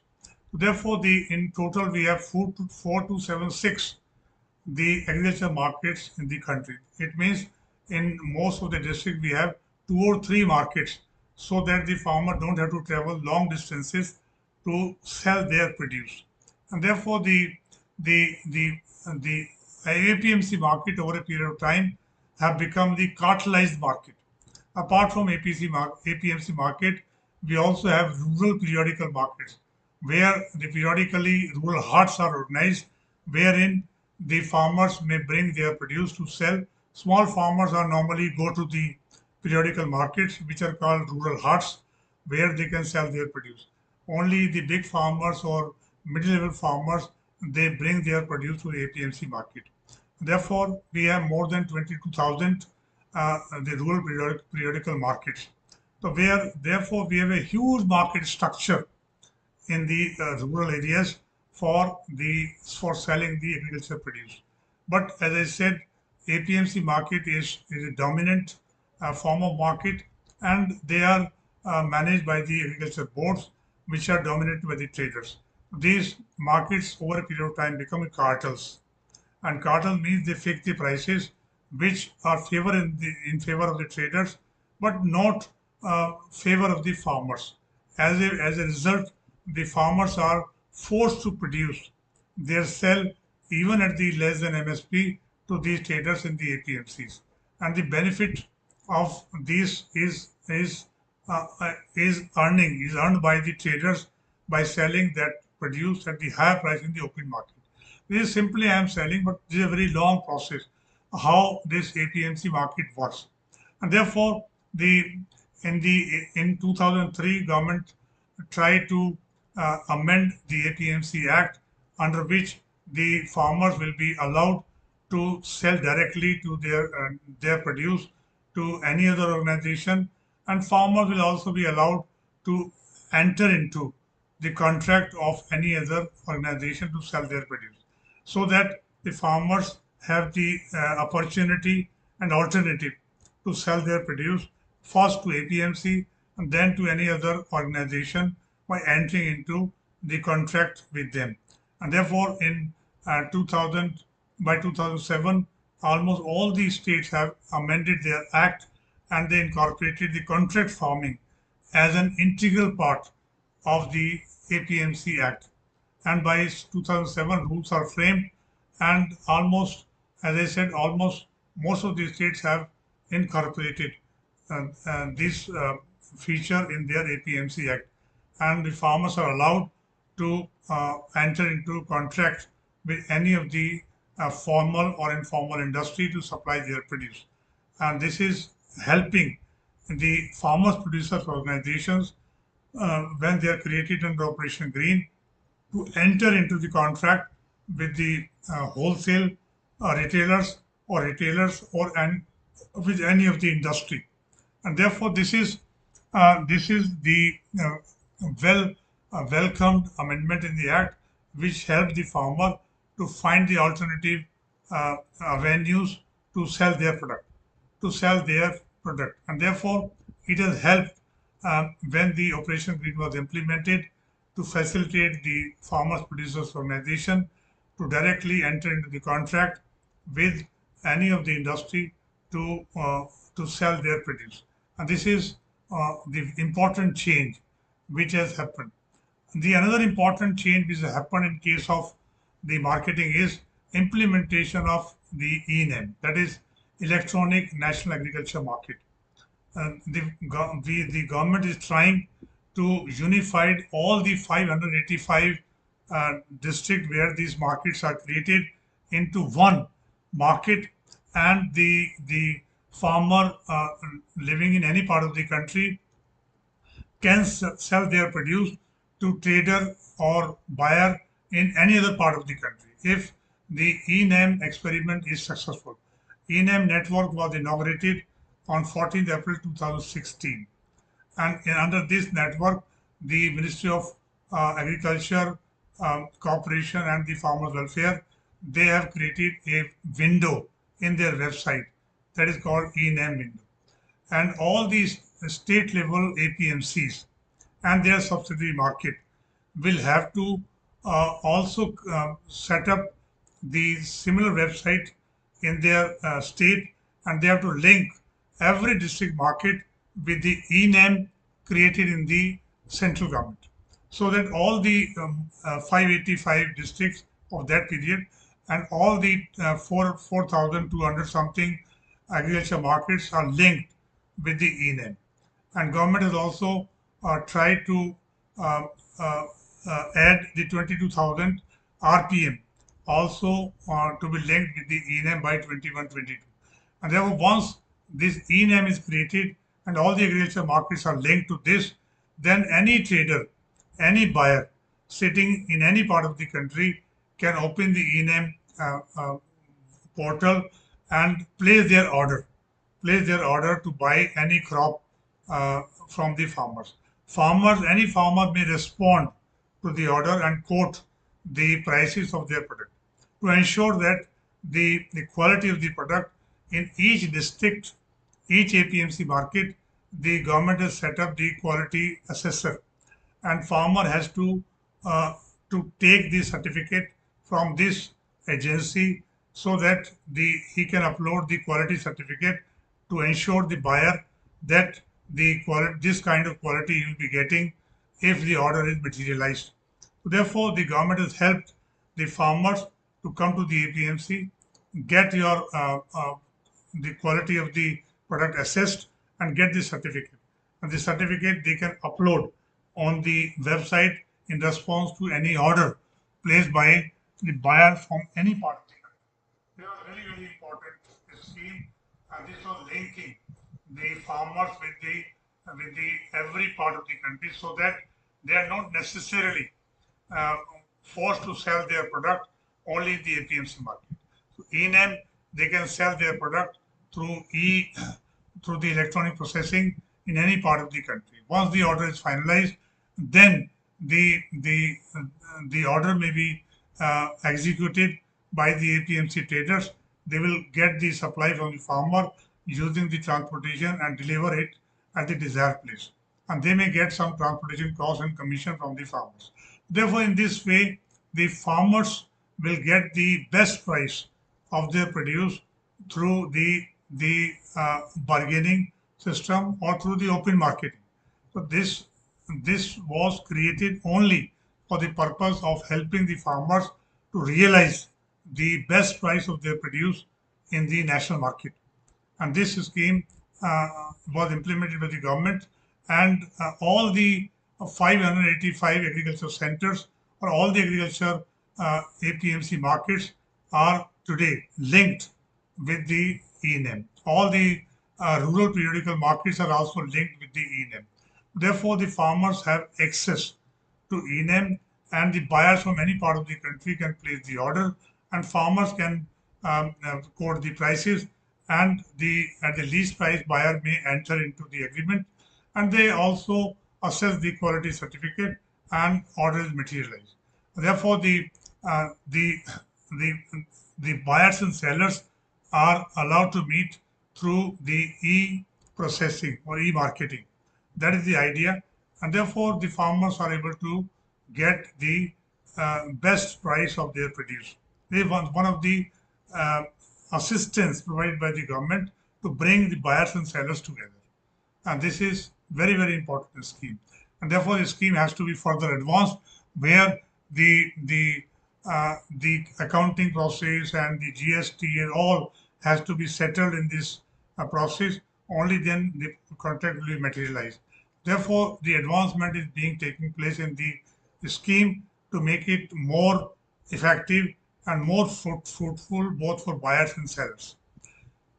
In this area, in this second case, that is PF, another important is the PF is the price. The price has to be very remunerative, and in this context, you know that the government is notifying MSP for 24 crops in the respective seasons, Rabi and Kharif, and MSP is recommended to the government by Commission for Agriculture Costs and Prices. And based on the recommendation of the CACP, the Cabinet Committee on Economic Affairs finalizes the MSP, and then it is announced. Then it is announced. The question is that what MSP is announced by the government. So we have the various concept of MSP, which is recommended by the Swaminathan Committee, and we have A1, A2, and the C1. Three concepts are normally used. A1 is the concept which includes the inputs for which the farmer has to pay the prices. A1 component of the cost include all the inputs for which the outflow of money takes place from the pocket of the farmer. Where the farmers are paying the price for the input, they are included in the A1. In A2, we have also added that A1 plus the imputed value of farmer's labor, because farmer's family is involved in farming activities or in the livestock activities, and therefore the value of family labor is imputed, is calculated at the market rate, and that comes to the imputed value of the family labor. That is, this is added to the A1. So therefore, the second concept is that we are adding the A2 is input cost and plus the family labor. This is the second concept. Third is when we also add the imputed value of land and machinery used by the farmers on this, and that comes the C1 concept. In C1, we are adding the imputed value of land and machinery also. But government has not accepted the C1 as the concept. Government is only accepted A2. A2 as a cost recommended by CACP, and the A2 is announced to be doubled by the government in 2018 budget. So government doubling of the farmers' income. In response to that, government says that the minimum price of each crop has to be double of the A2. A2 is the input cost plus the imputed value of family labor. This is the this is the announcement of the government. But the imputed value of land and machinery is not included in that, and therefore government has not used the C1 concept. They have used the A2 concept for doubling of the farmer's income. This is the tussle between the government and the farmers. The issue here is that the MSP is announced by the government, but MSP is not enforceable. MSP is not enforceable because MSP announced by the government, if somebody is not paying MSP to the farmers, there is no penalty on that. There is no penalty on that. And therefore, but government or government organizations, if they will procure from the farmers, they will only procure at the MSP. But we cannot enforce the private traders to pay the MSP to the farmers. And that's why that is the point of agitation between the government and the farmers. Farmers are asking that the MSP to be made statutory, means that the if nobody is allowed to pay the price less than the MSP, if he does that, then action can be taken against that person, against the act.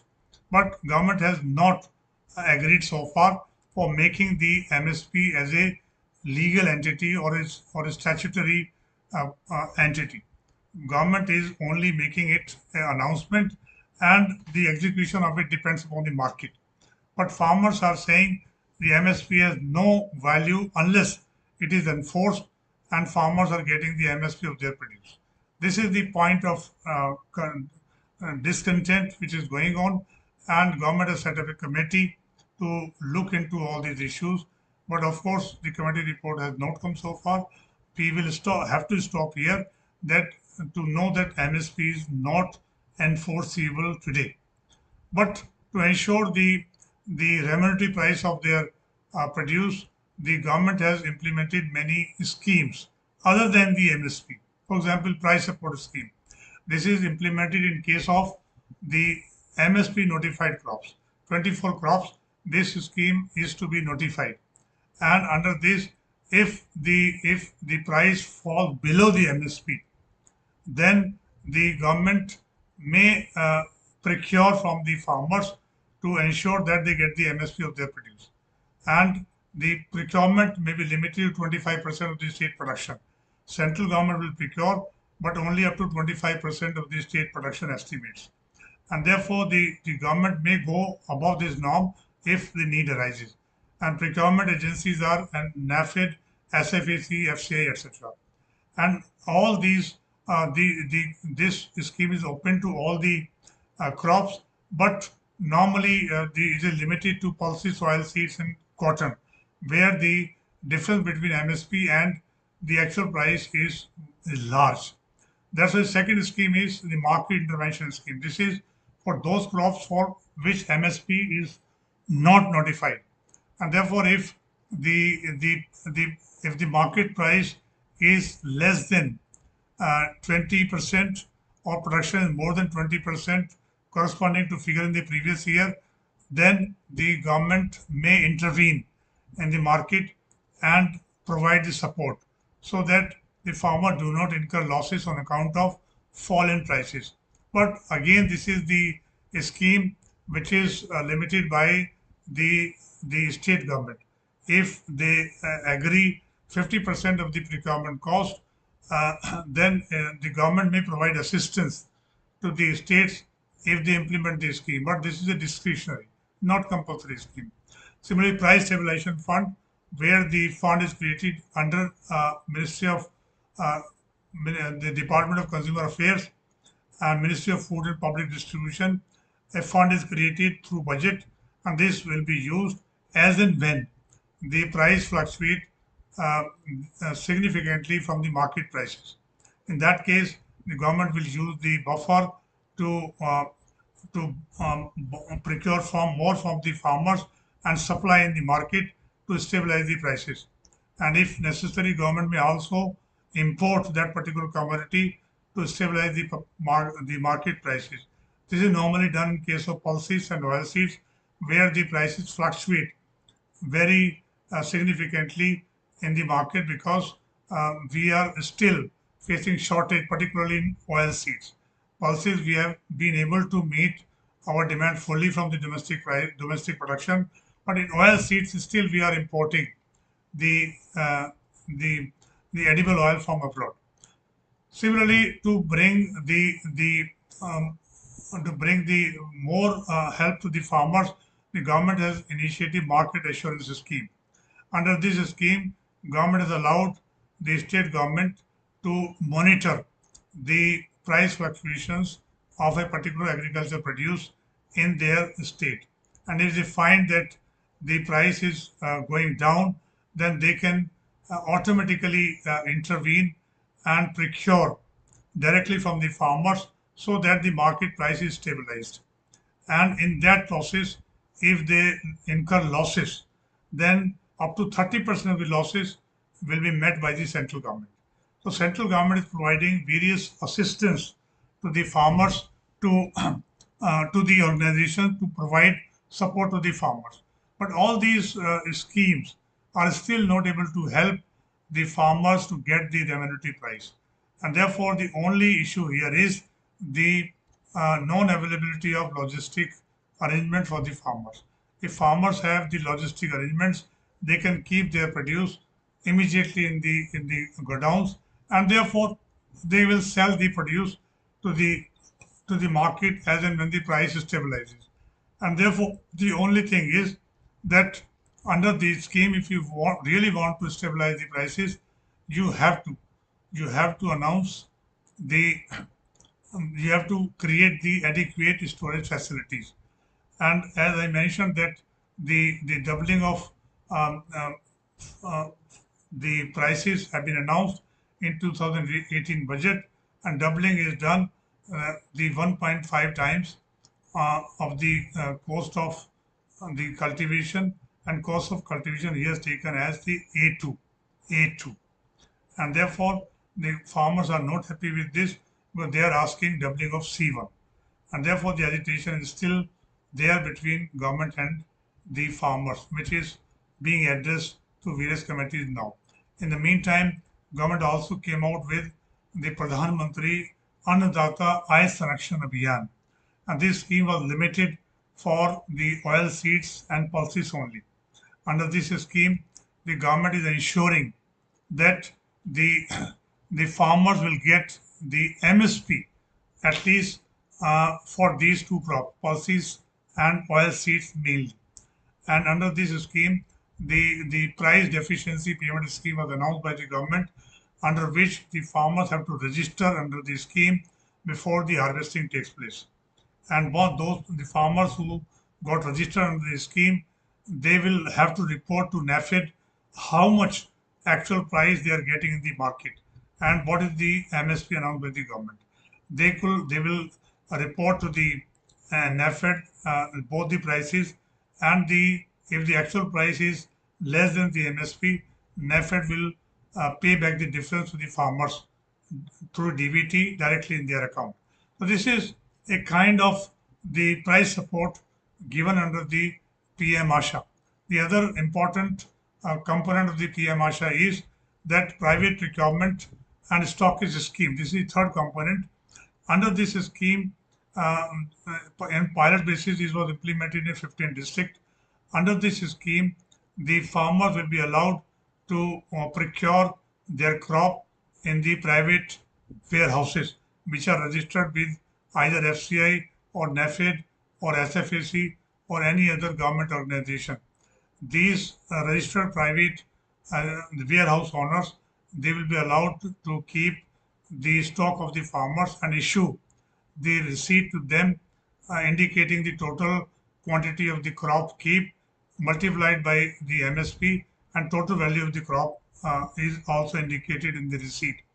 The farmers can go to the bank, and banks are allowed by the government to treat these receipts as negotiable instruments, and therefore the farmers can take the loan from the bank. Up to 80% or 90% loan can be given by the bank, and that farmers may meet their financial requirement. When the price of the product is stabilized in the market, the farmers may take out the product from the warehouse after paying the requisite commission to them and sell in the market. And after selling the produce, they have to return the loan to the bank. If they do this within period of 1 year, then they also get the interest subsidy. Therefore, the government is trying to experiment various schemes to help the farmer to realize the the remunerative price uh, of their produce. Another important area is warehousing. I have highlighted uh, many times that this is the only way through which we can help the farmers. Coming to the input side, uh, on input side, the most important input cost the farmers is bearing is relating to fertilizers and seeds particularly. And therefore, to ensure that the fertilizer cost is reduced by the of the farmers, and seed cost is also reduced. The government has come out with very important two schemes.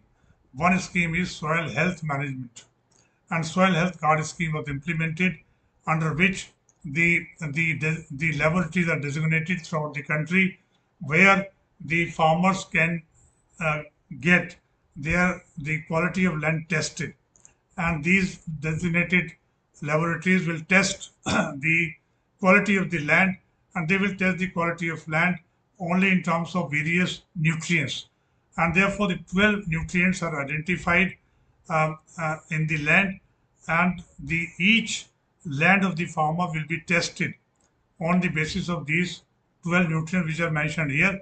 There is potential for hydrogen, emulsifiable concentrate, soil organic, available primary nutrients, NPK, and the micronutrients like zinc, ferrous, copper, manganese, boron.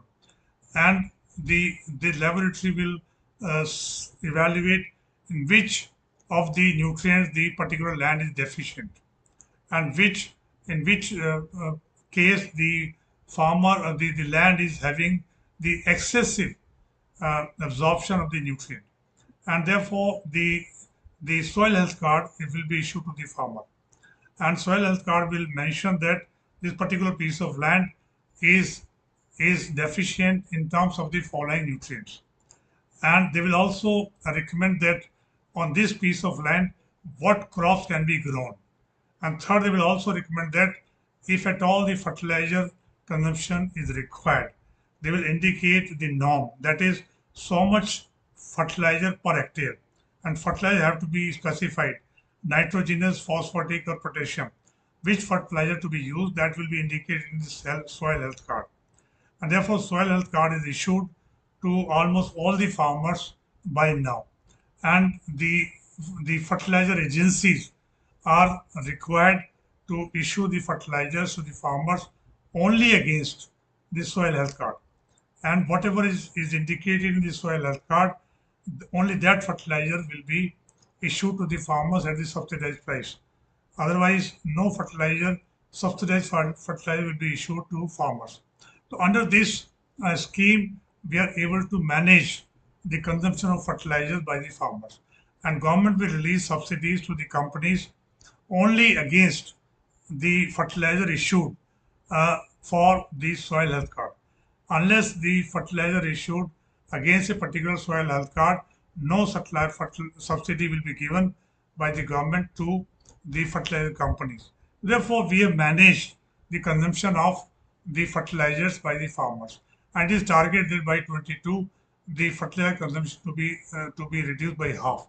If we could do that, then the cost of fertilizers of the farmers will reduce by half, and therefore they are able to improve the PI. When PI obviously falls, the farmer's income will rise. Similarly, the as I mentioned, water management to be done. If they use the water with optimization and efficiency, the PI will reduce. And to make the water to be used efficiently, government introduced the water users organization scheme, where in each region water users organizations are formed, which are supposed to collect the water user charges by the farmers. If farmers have to pay some price for the water use, then obviously they will use it more efficiently. And this is how we will try uh, to efficiently utilize the water. Similarly, in case of the in case of the irrigated areas, we have to bridge the gap between irrigation potential created, that is, what is the irrigation potential of a particular irrigation project, and what is irrigation potential utilized. There is a huge gap between the two. It means the project has a more potential to provide the irrigation water, but utilization is less. It means in transportation from project to the field, most of the water is evaporated, and that has to be contained to have more efficient utilization of the water. In this case, government has implemented the solar canal top scheme to cover the canal by the solar panels, so that the evaporation can be stopped. At the same time, the solar power is generated. This scheme is also dovetailed with the PMKSY. Similarly, the command areas to be completed in time, and they should be more efficient in transportation of the water from project to the field. So therefore, the the water has to be utilized with more efficient and more optimum ways, so that the productivity of the farmers will rise. Cost will fall, productivity will rise. This is the how we are trying to do. Similarly, seed. Seed is a critical input.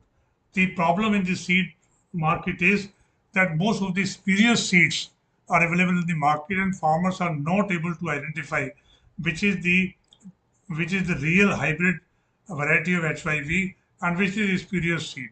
And mostly spurious seeds are very cheap than the actual hybrid seeds.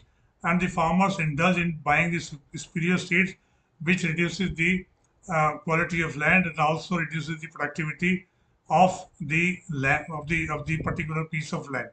Therefore, the government has advised that the ICR, state agriculture universities, also and the farmers seed producing organizations, they have to produce the hybrid seed on the large scale, and they create the seed bank in the village areas, so that farmers are buying the seed only through seed banks, which will provide the actual hybrid seeds, rather than they should go to private market and buy the product.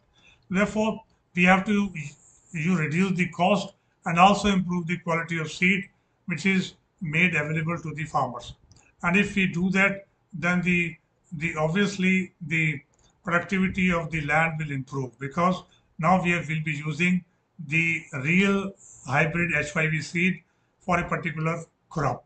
Similarly, pest management, because in the new strategy, pest plays a very important role, and therefore to control the pest, the insecticide to be used.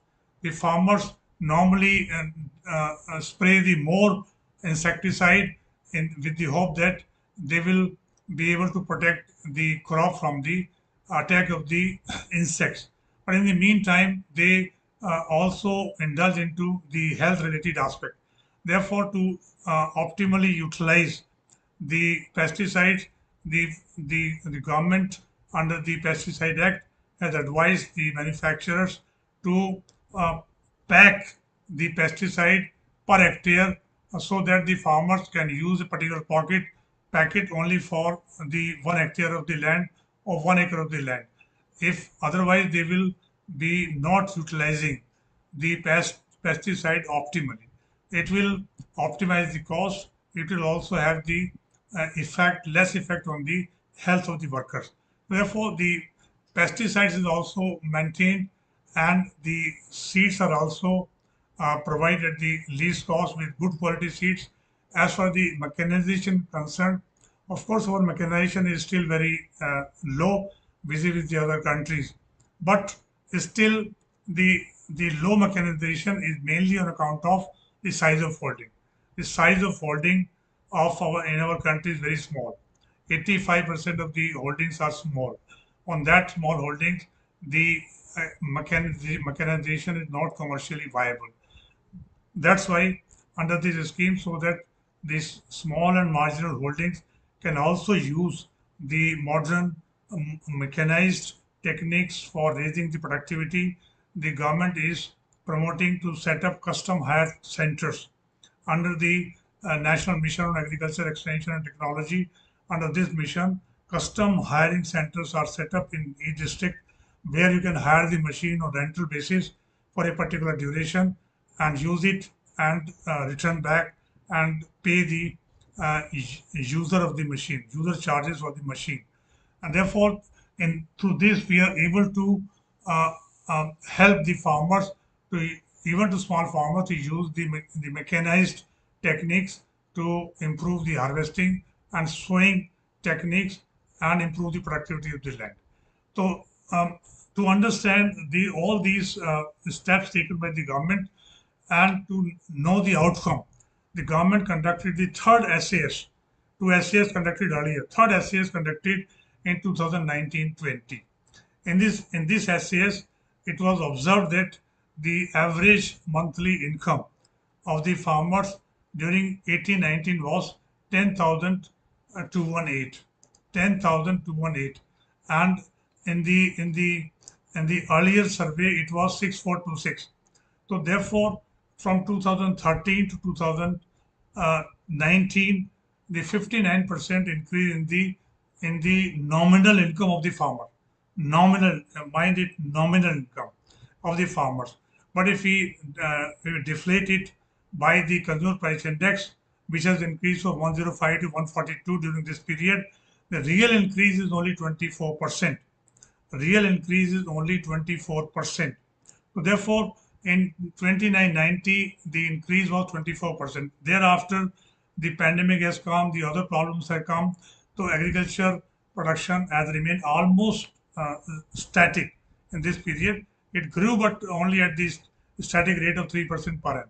Therefore, the in 10 years period, only say 25% of the farmers' real income has increased against the target of doubling of farmers' income. It means government has not able to meet its target of 14-15 when the Prime Minister announced doubling of the farmers' income in 7 years. You see that despite of so many schemes implemented by the government, the farmers' income has not increased even by the one-fourth of the target. Therefore, the issue is what are the problems? Where are the issues which could not raise the farmers' income? That's the topic which I am leaving to discuss at some other time. But till this point, you need to remember that doubling of farmers' income is the target of the government has not been met, and only the 25% income has increased in the 7 years period. And therefore this is the all about this, despite the fact that so many good schemes are implemented by the government. It means government has not been able to touch the real issues in the agriculture sector, and that is the point of discussion for the another lecture on the topic. uh, and I hope it will help you in in getting most of the information uh, relating to agriculture transformation during 2015 to 2023 March, on which focus was on doubling of farmers' income. And wait for the next class where I will discuss the rest of the things where we have failed. Okay, thank you very much, and thank you for patient listening to me. Thank you very much.